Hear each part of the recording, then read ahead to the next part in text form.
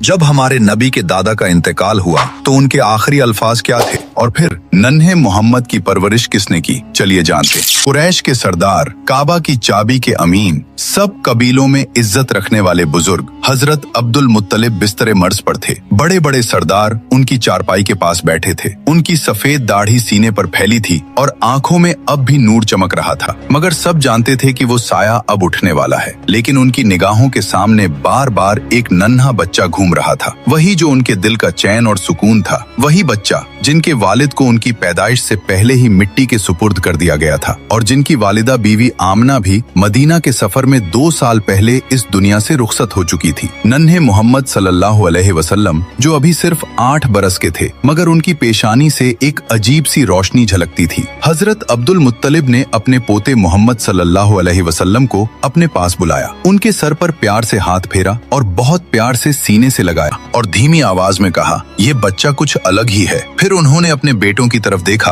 और बोले, मेरी बात ध्यान से सुनो, इस बच्चे की हिफाजत अब तुम्हारी सबसे बड़ी जिम्मेदारी है और मैं ये अमानत अपने बेटे अबू तालिब को सौंपता हूँ। ये सुनते ही हजरत अबू तालिब की आंखों से आंसू बह निकले। वो बहुत ही तंग हाली में जिंदगी गुजारते थे, माल दौलत ज्यादा नहीं थी, मगर दिल बेहद बड़ा था। उन्होंने वालिद से कहा, अब्बा जान, आप बेफिक्र रहें, मैं इस बच्चे की हिफाजत अपनी जान से बढ़कर करूंगा। कुछ ही दिनों बाद वो घड़ी आ गई जब मक्का वालों ने एक और बड़ा गम देखा। हजरत अब्दुल मुत्तलिब का इंतकाल हो गया। कुरैश के लोग सदमे में थे, मगर सबसे ज्यादा गमगीन थे नन्हे मोहम्मद सल्लल्लाहु अलैहि वसल्लम। पहले वालदा का इंतकाल हुआ, अब दादा का साया भी उठ गया। आंखों से आंसू बह रहे थे, मगर उनके दिल में एक अजीब सा सब्र था। कोई और बच्चा होता तो रो पड़ता, बिलक पड़ता, मगर आप खामोशी से आसमान की ओर देख रहे थे, जैसे वहीं से दिल को सुकून और तसल्ली मिल रही हो। अल्लाह ताला ने ये दर्द अपने प्यारे नबी सल्लल्लाहु अलैहि वसल्लम को इसलिए दिखाया ताकि आने वाली उम्मत को सब्र और भरोसे का सबक मिले। अबू तालिब ने उस दिन से मोहम्मद सल्लल्लाहु अलैहि वसल्लम को अपने घर में ऐसे रखा जैसे औलादों का ताज हो। घर छोटा था, खाने में अक्सर कमी रहती थी, मगर जब भी मोहम्मद सल्लल्लाहु अलैहि वसल्लम साथ बैठते बरकत उतर आती। एक वाकया बहुत मशहूर है। एक दिन घर में बस थोड़ा सा खाना बना था, इतना कि 2-3 लोग ही खा सकते थे। बीवी ने कहा, आज तो बच्चे भूखे रह जाएंगे, मगर अबू तालिब ने नन्हे मोहम्मद सल्लल्लाहु अलैहि वसल्लम को पास बैठाया और कहा,